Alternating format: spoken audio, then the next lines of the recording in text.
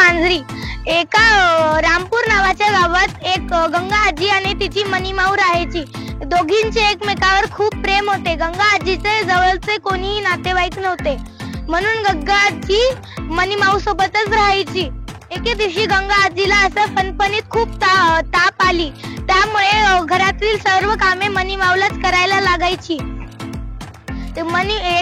एके दिवशी मनीमाऊ घरातली सर्व कामं आवरत होती, तेव्हाच गवळी दादा दूध घेऊन आला. ती पातेलं घेऊन दूध आणायला गेली व दूध आणताना स्वयंपाकघरात आली तर काय, एक मांजरी भाकरीचा तुकडा खात होती.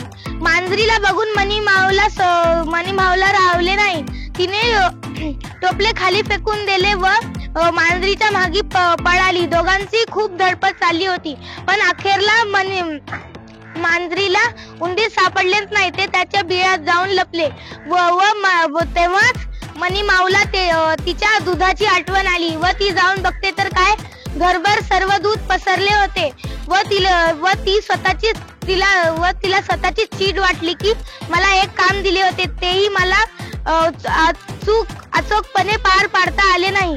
तात्पर्य, आपल्याला कोणीही आपल्यावर विश्वासाने जबाबदारी दिली असेल तर ती पहिलं पार पाडावी व उर्वरित कामे नंतर करावी. धन्यवाद.